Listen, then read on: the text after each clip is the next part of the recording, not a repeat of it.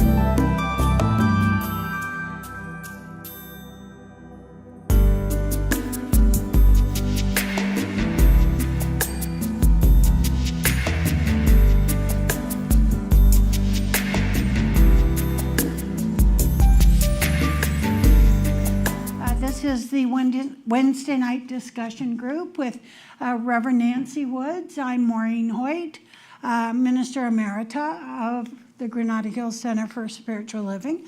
I just learned I've been saying it wrong all these years. If you're a male, it's emeritus. If you're a female, it's emerita. Who knew? Who knew? So our call to service here, welcome to everybody online as well. Our call to service is called Lighting the Flames of Faith. And we perform this ceremony to promote the universal consciousness of life, which acknowledges that all peoples, all faiths, all sentient beings come from that one great universal presence, which we call spirit. Fundamental to this truth is the unifying nature of all religious thought and experience, which we honor here today. As Reverend Nancy lights the first candle, it is for the Tao, honoring the universal path of harmony and equilibrium, the natural way. The second candle we light for the shamanic traditions, honoring the beliefs and practices of all indigenous peoples, the way of primal spirituality. We light the third candle for Hinduism, honoring the path of knowledge, action, and devotion. We light the fourth candle for Judaism, honoring the ethical path of living by sacred law. We light the fifth candle for all forms of Buddhism, honoring the Four Noble Truths and the path of compassion.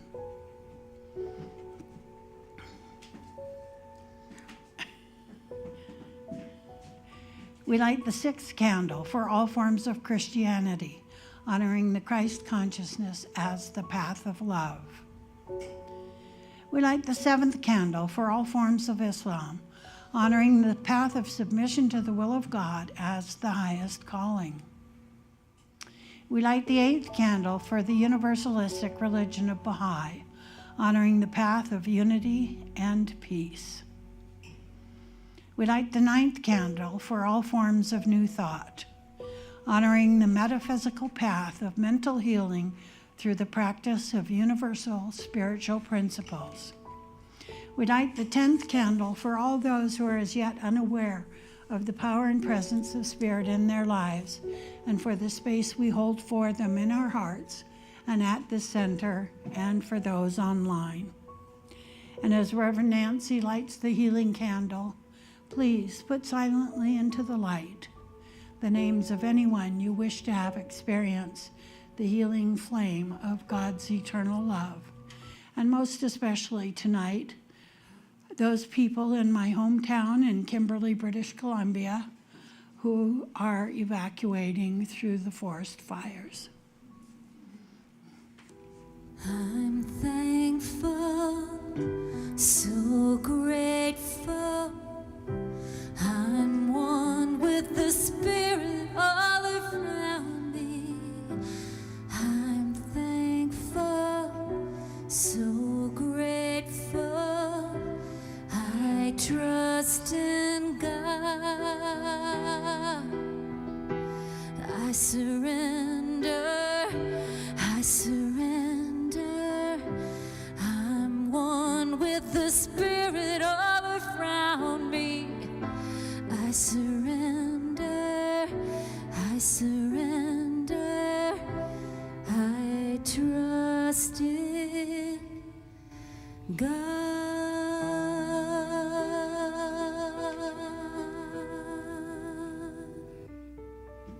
And I am so grateful to acknowledge this divine presence, that which we trust, knowing that this intelligence, this creator, this presence, this energy, this awareness of life that has brought forth everything that we are into expression in a way in which we can continue to create newness. And as we experienced this evening together, we explored that ability within ourselves and within our environment, knowing that as we share we open up the doors to a greater and more expanded way of being.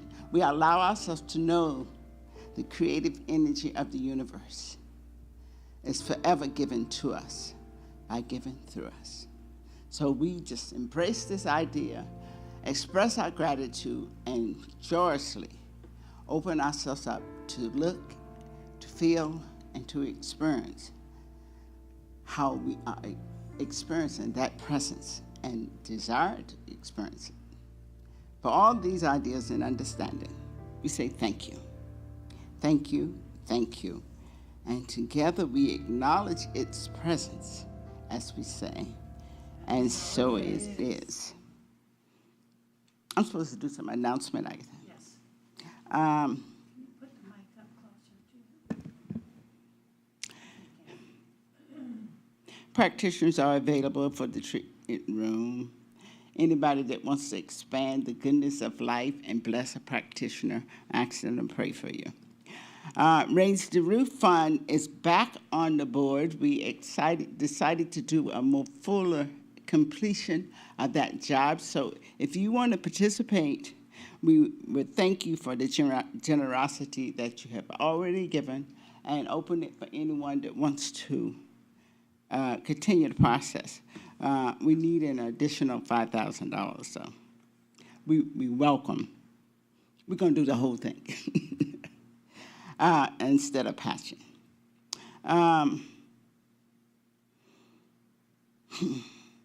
If you want to vote and have a participation in our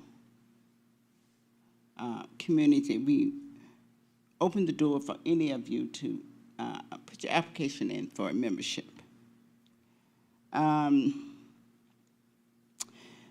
August the 2nd, we are going to vote for the last 3 Sundays in July are the Sundays that our candidates are presenting themselves.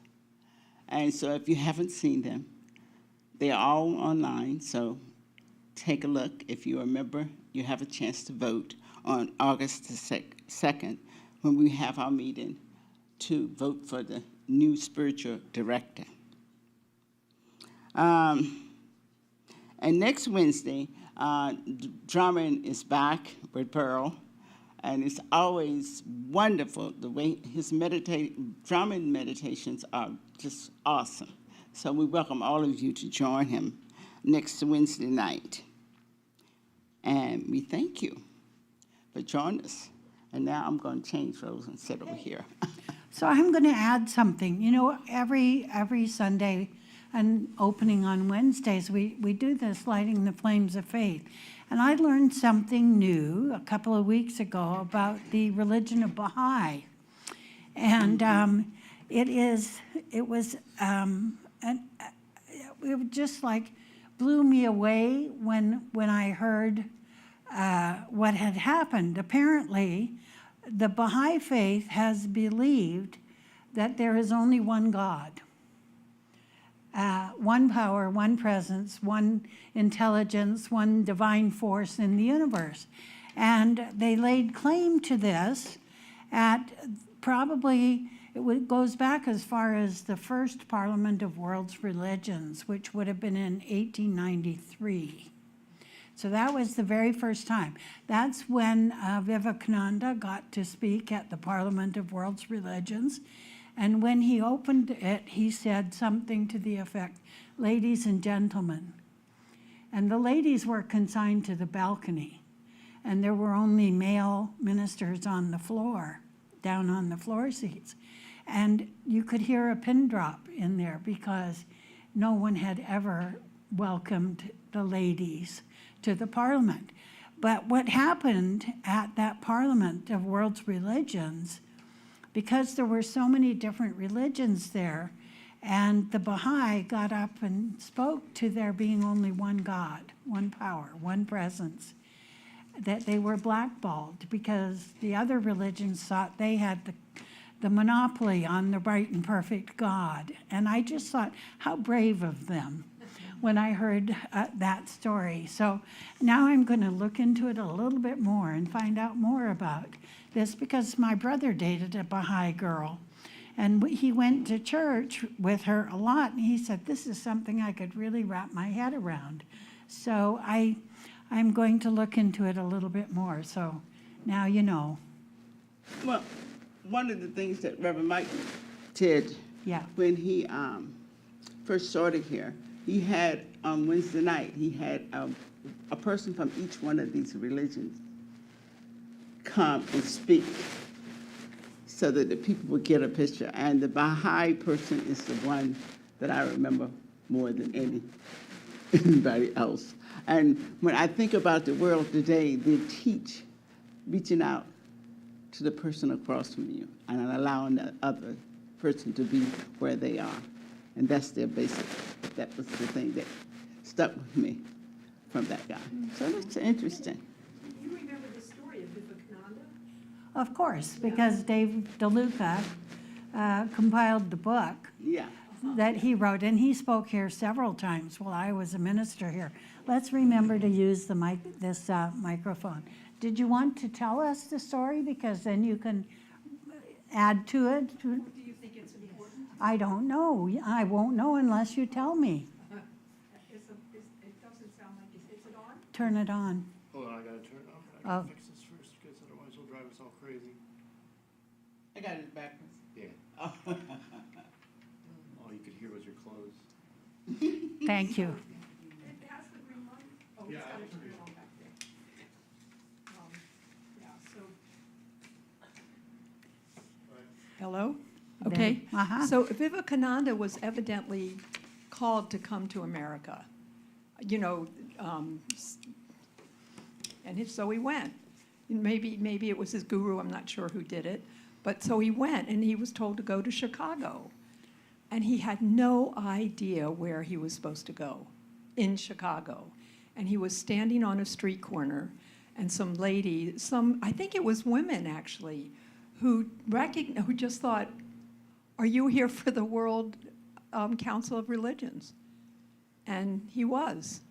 And that's how he ended up there. At the right place. At the right right place place, at the right right. time. I think that's a At the cool right story. place, yeah, Did I tell it right? yeah. Beautiful. Thank you.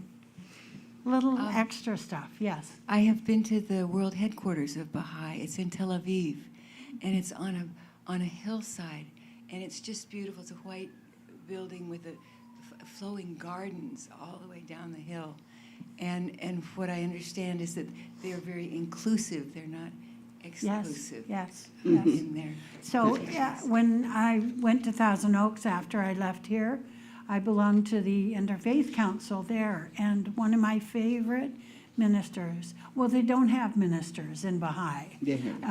They have teachers, and one of my favorites was in the Interfaith Council, and we could have a discussion and not be angry about anything because we were both, it's compatible. You know, Ernest Holmes created the science of mind for it to be compatible with all religions. If you believed that there was one power, one presence, one divine intelligence moving in and through each and every one of us. Sometimes it appears less so with some people. I'm just going to say that. But the intelligence isn't the intellect. And sometimes certain people's behaviors get in the way of their divinity. Let me see. There is an interruption in their perfection. How about putting it that way? Take it, Nancy. I could go off on a tangent. Or could you tell? So this topic tonight, getting and giving. We were talking about prosperity a little bit earlier, and being prosperous and not just being finance. So I kind of picked this topic to kind of match up with it. So. So we'll start with Andrea. She's got the microphone. Oh, yes. All right? Yes. Take it. Okay. One of the laws of radiation says that absorbing power of a substance is equal to its emitting power, which means that the ones that absorb the most must be the ones which emit the most. Or to state the proposition in another way, we can take in only what we give out. Jesus said, "Give, and it shall be given unto you." Now, here is a law in nature verified by science, and we believe that every law in physical nature is reproduced in the laws of mind. This would have to be so if the universe is one system rather than two, and if unity is to be maintained throughout the whole. There is a reason for these things, and the reason is that everything moves in a circle. Everything bends back up upon itself. As a man sows, so shall he reap, and so must he reap until he sows differently. Whitman said that the gift is most to the giver and comes back most to him. And we all know that since the universe is in balance, nothing can leave any point without an equal something returning to it. Each one of us is a point in the infinite mind, a center in the consciousness of God or the living spirit. We do not live because we understand life or even put life into our own living. We live because life lives in us. We could make no greater mistake than to think that we created either life or law. But it would be an equal error to suppose that we escape life or law. We are subject to it, but not in any predetermined sense, for no matter what happened yesterday, we can change its sequence today.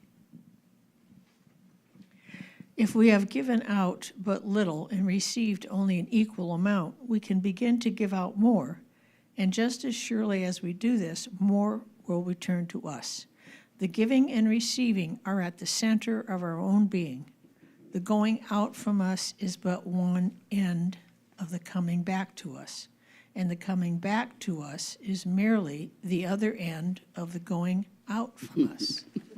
Yeah, that's a riddle, doesn't it? Do you want to? Yes. The whole thing is so simple that its very simplicity eludes us, and we look for a more profound reason for the universe being in balance. And by being in balance, it automatically proclaims the law of justice.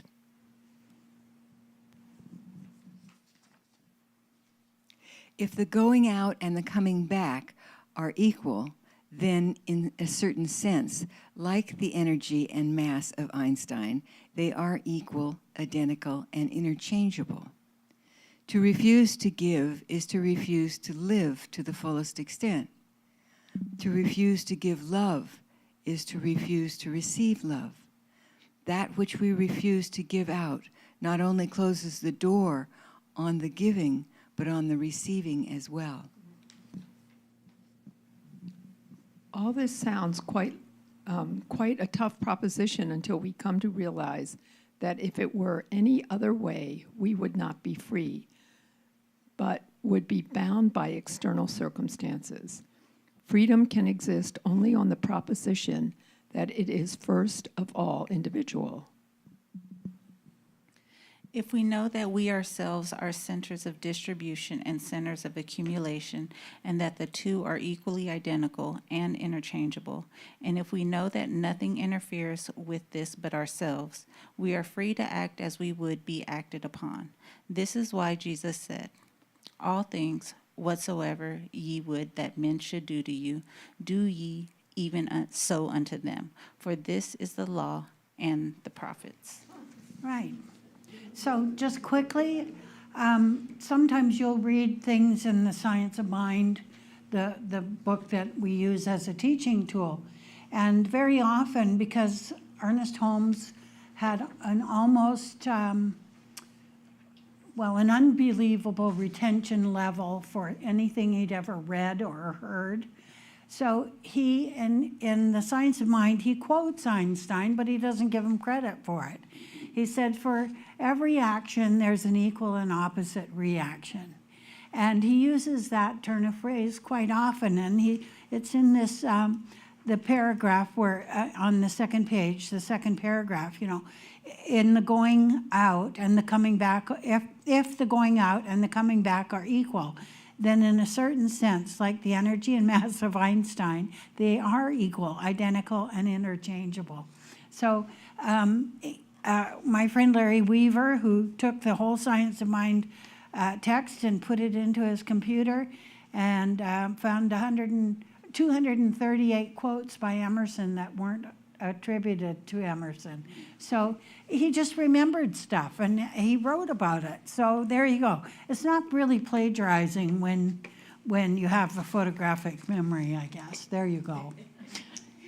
Also, if you think about it, when truth is truth.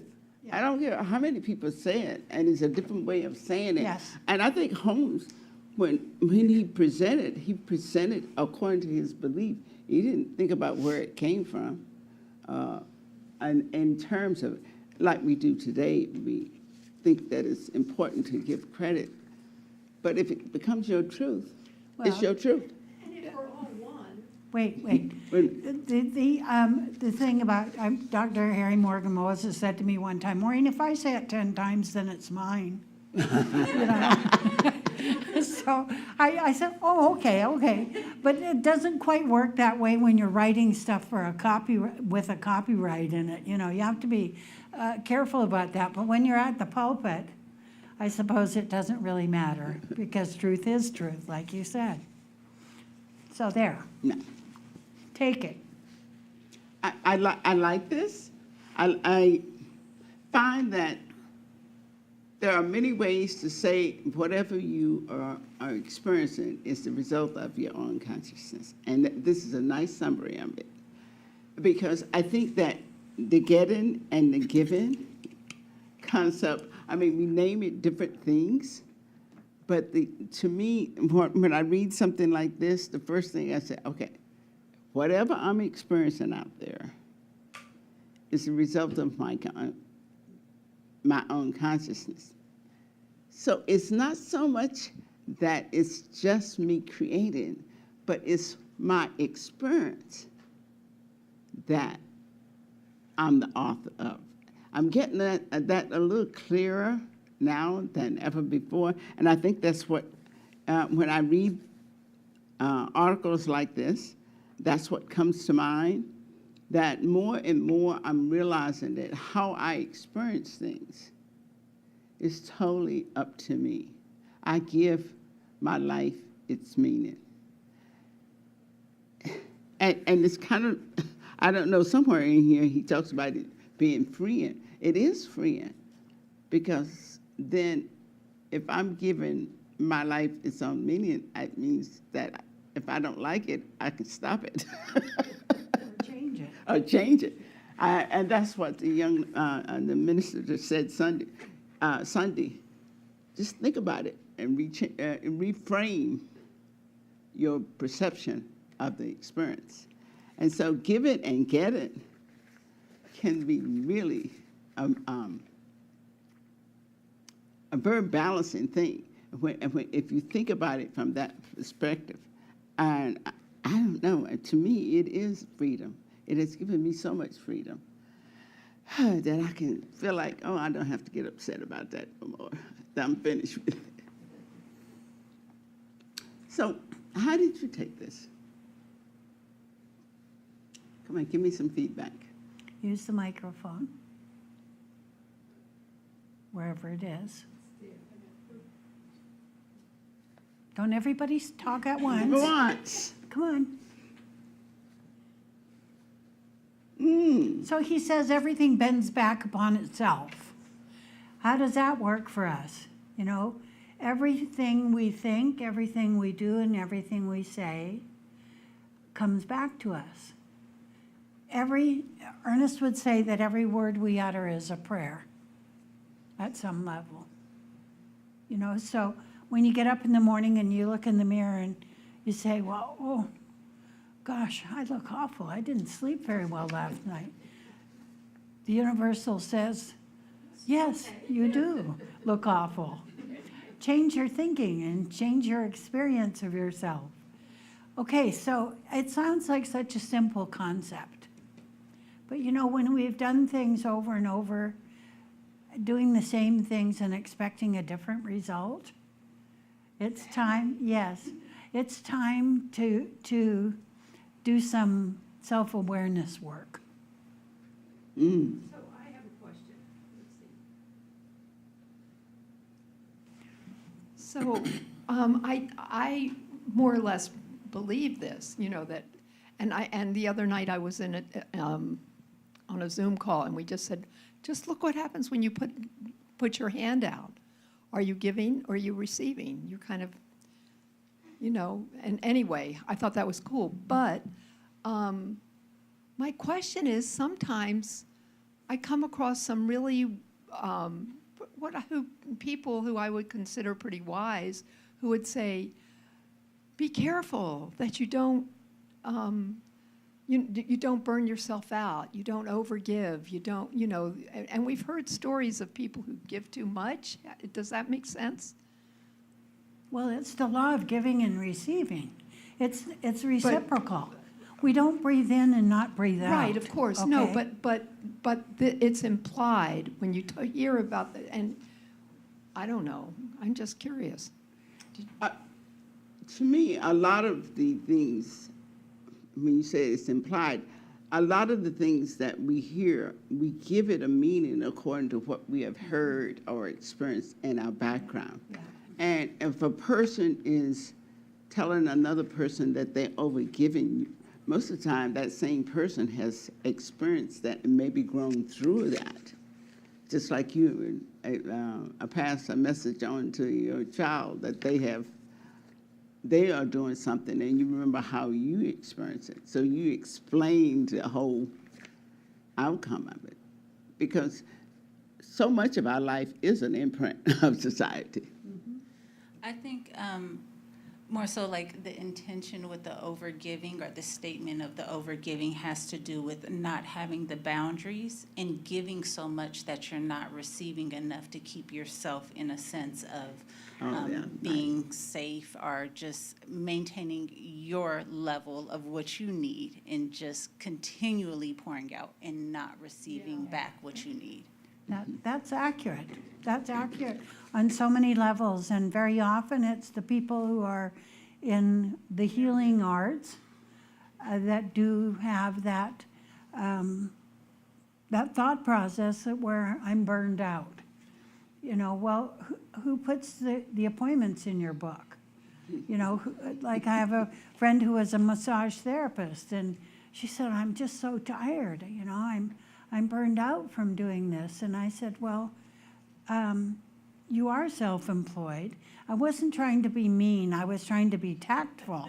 But I said, who writes the appointments in your book? And she just looked at me and she started crying because, you know, it's up to us to set those boundaries. It's up to us. The giving and receiving thing is very interesting, is that people who are in service, who do it not for the, perhaps not for the approval, but occasionally like to be appreciated, okay? That there's an aspect to it that is a good thing, wanting to be maybe noticed or appreciated for the being in service. I see that sometimes in 12-step programs. People who are, there was a particular circuit speaker who's, one of his children wrote a book about him, and it was a scathing commentary on how his father was more attached to the people in Alcoholics Anonymous than he was to the children in the family. And I think that very often happens. That's going over the edge and beyond giving. That's really being used up in ways that aren't healthy. So yeah. Anybody else? I could write a book about how much do you do, why am I doing it? And for me, a lot of it was just performative. It was an array of feelings about why I'm doing it. Some of the time I overdid and I was literally just showing off. I also did things out of fear that I would not be allowed to be there unless I worked. And I'm in an interesting time in my life because I can't do like I used to. And it is an adventure to go someplace and just be there, to attend an event, not give it. And it's almost harder to do that because if you're giving the event, you don't have to pay attention to anything but the task at hand. So, yeah. I Oh, gosh. How many here need to hear that? And I so love that, how does she put it? You're the secretary of your calendar now, and there's another part of it. You know how that little thing that we did about looking at ourselves in the morning and going, oh man, you look bad. And how our attitude about that can make it different for us and turn it around. I've had in the last year an interesting experience about what I am in the rhythm of the day. I sleep really hard. I dream almost continuously, I think, at night. I don't know where I go at night. There's another life going on someplace. When I wake up, I feel like I'm coming out of anesthesia. I am disoriented. It's really hard to wake up. It lasts for about 45 minutes. And I didn't like myself because I was like that. I felt like it was a moral issue. And actually a therapist helped me with it. And she said, that's just what you are. That's your physiology. Just accept it and be there for the 45 minutes. I didn't want to accept it, but it really helps to just say, that's what I am. You know, this is the way I wake up. And now that I'm older, I'm practicing doing that about how I feel at the end of the day. The last 2 hours, I'm just tired. I'm starting to get crabby. I'm like a toddler, you know, put her to bed. You know? And I'm that having acceptance about what it is and asking myself, what is your attitude that you can have about this way that I feel at that time? Because I could make it really ugly if I worked unconsciously about it. So that's what really started me meditating, to make that bridge from that subconscious dream state to a different kind of reality. And when I first started meditating, I sometimes thought that I was astral traveling. I mean, but I had an active imagination, let's just put it that way. But when I studied TM, where they explained that even in the deepest meditation, you're still in control. You're still in control. So that took me, there was a bridge between the sleep time and the work time of the day. And for me, I don't answer a phone unless it's my children for whatever reason, between 7 and 9 o'clock in the morning. Because if I don't have that practice down, then the whole rest of the day goes to hell in a handbasket. So I really understand the feeling of waking up and feeling it like one's in an altered state. I don't feel, I know that it's temporary now. I didn't know that it wasn't going to last the whole day when I first became aware of it. So now that I have the meditation to bridge that, it's like a perfect storm, if you will. Yeah. I think I was like that also when I was a child and a teenager and a young adult, and I didn't know it. Mm-hmm. And, you know, when we see people, you know, mostly our family, we see one another when we're first getting up. What's everybody like? Do we honor that? Yeah, that's an interesting deviation from this essay. I know it. Yes, it's very interesting. Okay, Mary Jane, you're next, and then Andrea, or Andrea first, and then Mary Jane. I'm reading Father Greg Boyle's current Oh. book. Remind me of the title. Cherished Belonging. And it is this constant teaching and reminder about unconditional love. And he's talking about the big, hairy, mean guys that are covered with tattoos and have been in prison for murder, and the love that he has for them, and seeing the love that is in them underneath all of that gory stuff on the outside.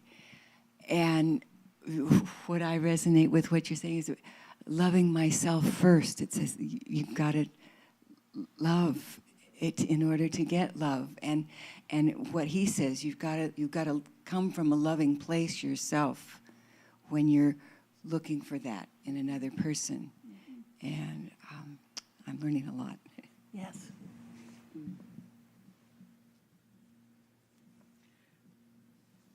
I really like the giving when I'm out in the world, and just in little ways, like opening a door for somebody else, and instead of just your routine that you do, go in and out, get gas and come back and all that. But the people I meet in those little ways, when we acknowledge one another and give in return, it's so wonderful. It's really pleasing. And the other day, a woman and her daughter were leaving the store, and I was just coming out at the same time, and the mother had stopped, and the daughter opened the door for me. And then we all laughed, and the mother said, "See, I taught her really well." And I said, "It's great. It's wonderful, and thank you." And, those kind of things just are really nice. Now, what's happened to me just recently is, I'm doing my writing, my memoirs, and I'm real deep into a lot of things. And I am giving and receiving from Spirit. And what I had to do is stop my life for a while. So my computer needed fixing, so I turned it in yesterday, and I said, I don't care when I get it back. I don't want to see it for a while. I said, Roger, he said, well, I can get back to, no, I don't want it tomorrow. I want it away from me. I want to be offline. Please, I need to be offline. And I'm doing that with my meetings that I go to and things like that. I just need to take a break. And I need to listen to Spirit. And it's working so wonderfully. I am open. I'm getting all kinds of messages. I mean, things of just, oh, yes, I forgot. Yes, I need to put that in there. Oh, yes, yep. Thank you. And it's just like, and so I'm like a lot of us, I'm the doer, I've been taking care of myself all my life and doing and doing and doing and producing and I'm tired. And I just want to be, and I'm supposed to be on vacation. And I just got to the point where I said, I have to stop my routine. I have to get out of my routine. And that is going to my meetings right now, being online. I'm turning my phone off a lot, not answering it, and only, for emergency. And people are uncomfortable. Are you okay? And I go, yes, I'm fine. I just need to be quiet right now. I don't want to explain things to people, get all this drama about all this stuff. It's like, what it is also is I don't take vacations. Can't remember the last time I went away somewhere. And that's my own choosing. So this is what the kids call staycation, right? When you're away on vacation, now I don't know about you all, but I used to go on vacation and not have a phone. I wouldn't be in contact with people for a week, right? Wasn't that what we used to do? Mm-hmm. And you'd get back, oh, how was your trip? So I realized that I have to be away from routine and from people and digital. Oh, the phone and the computer. So I am receiving and giving from Spirit so wonderfully now.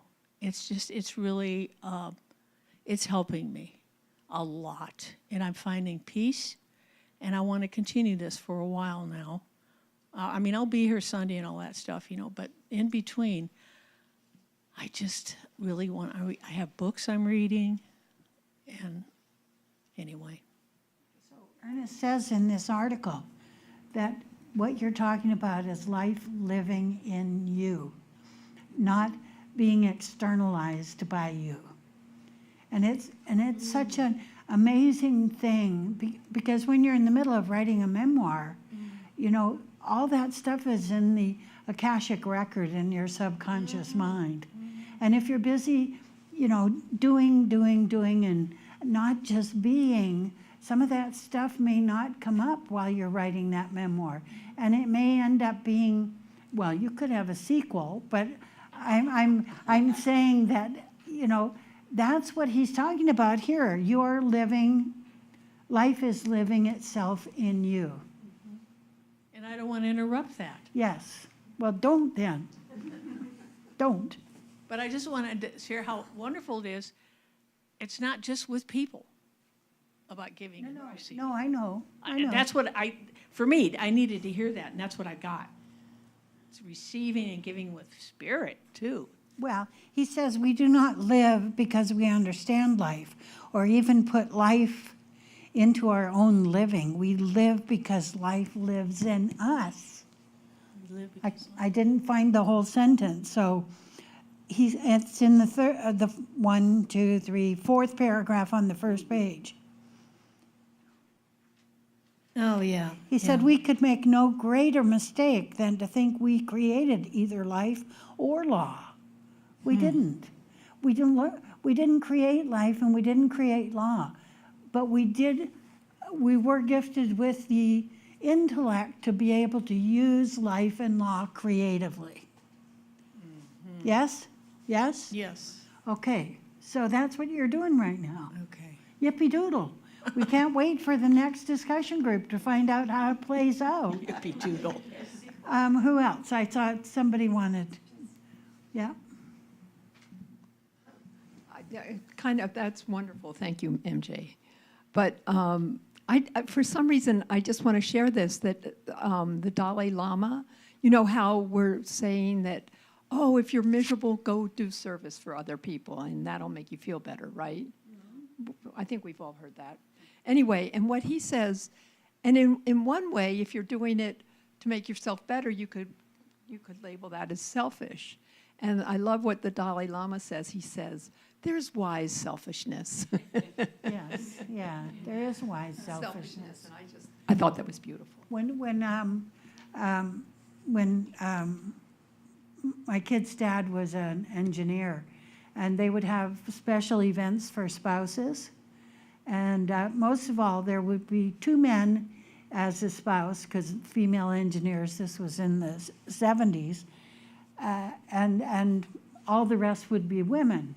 And they did a whole workshop on the art of being selfish. And what it really boils down to is that if we are doing too much for others and sacrificing ourselves by the doing of it, then what's the point? And yeah, I gave up quite a few things after that workshop, much to my kid's dad's chagrin and dismay, I will say. Anyway, wonderful point. Who else?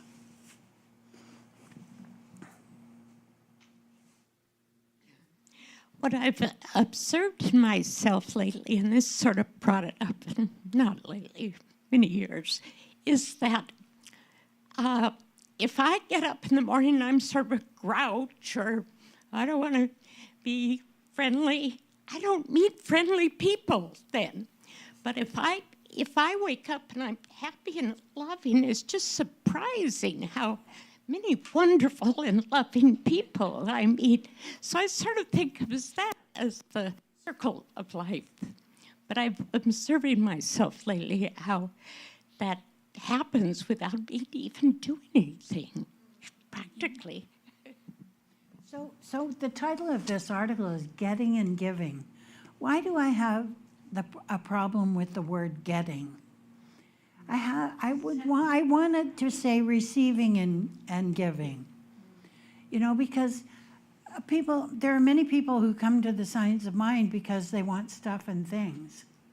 They want to figure out how to manipulate the universe so they can get all the goodies they want in life. Yes? Yes? So receiving and giving and receiving. It's a reciprocal thing.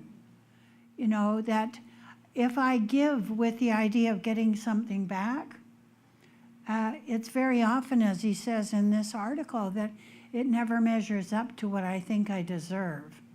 I've heard that it's not a gift. Well, yes. Yeah, an ulterior motive to giving is never from a place of generosity of spirit. Never is. I didn't really think of this in terms of external things, in the sense that actually getting and giving physically. When I found it tapped me on the shoulder about what I'm experiencing in life. What am I getting from life and what I'm giving to life. And what I give, I get. If I give love, I get love. If I give upset, I get upset. It's really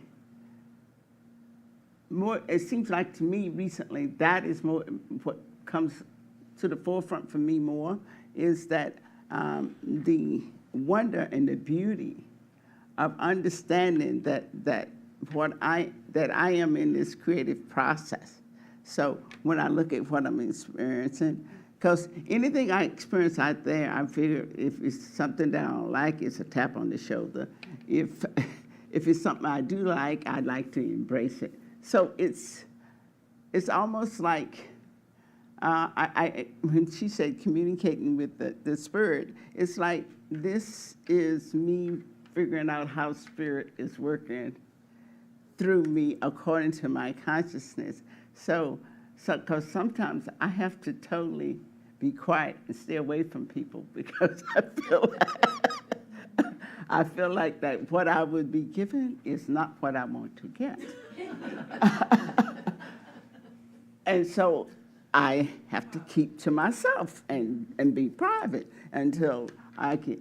And it's really nice because I live by myself, so I don't have to, I just kind of keep myself. So when I come out, I give what I want. And I give the love and the joy, and I know that that's what I'm going to get.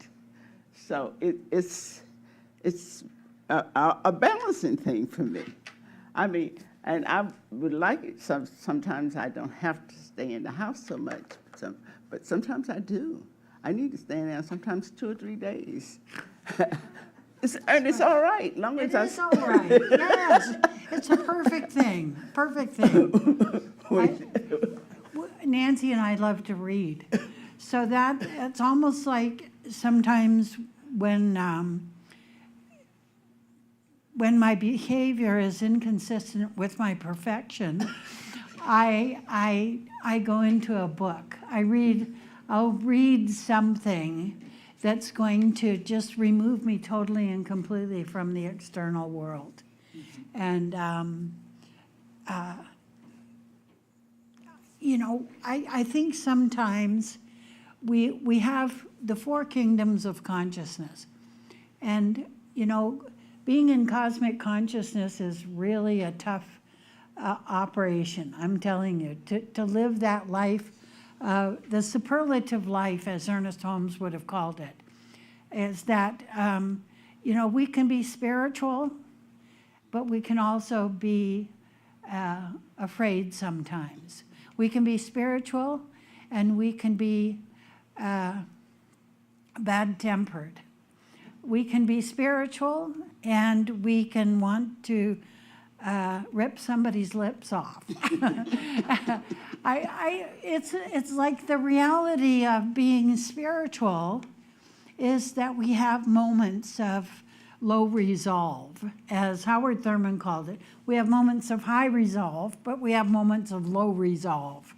And I think sometimes there's an expectation of people who are religious scientists that we're not supposed to have an opinion on politics, we're not supposed to have an opinion on whatever else is going on in the world, and yet we do. Whereas it's how we present that information in a way that people can see that it can be changed. You know, how I see something is, as Reverend Nancy pointed out earlier, is a byproduct of what happened to me in the past. I have opinions about things that I have a preconceived idea about. You know, I was raised by parents who were raised in the 30s, and they had the mentality of poverty to some degree. But I didn't get that gene. Now I have 2 sisters and a brother who have money issues. Even though my brother is a millionaire, it's not quite ever enough for him. I have sisters who live a very sort of austere life because there's never enough for them, you know, never enough. And I didn't get that gene. How did I get around that? I'll never quite understand it, and I'm so grateful for it. I'm so grateful. I'm just so grateful. My son's Tricia, mine. yes, I know. I think I was a religious scientist in another lifetime because it all makes sense to me. I dug for a spiritual experience in so many different places. I even went to a satanic church in San Francisco. Yes, I did. And I had nightmares for weeks afterwards, you know.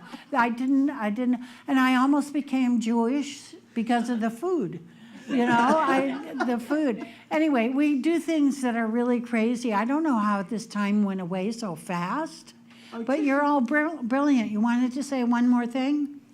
No? Fine. Okay, you're good.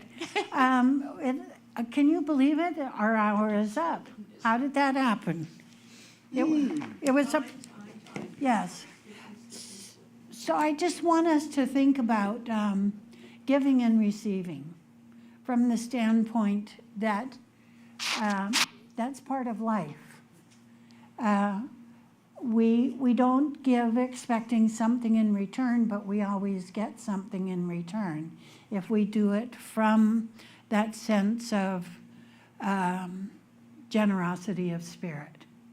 And you know, sometimes I think people should go to a 12-step program and learn how to be in service, because it changes everything.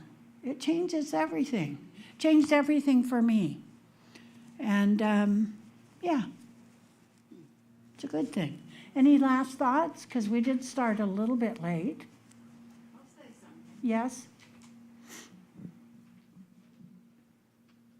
It is fascinating about that word get versus receive. And it really is a race consciousness thing. I get it. Well, I get mine. I'll get mine later. It really is like a naughty slang word in a lot of ways. And if you take the thing from Jesus, you get what you receive, or you get what you give. I mean, it just does not sound as holy. No. You No. get it. Yeah. It's interesting that you should bring that up. That's my feeling exactly. There's a connotation to words, getting and receiving.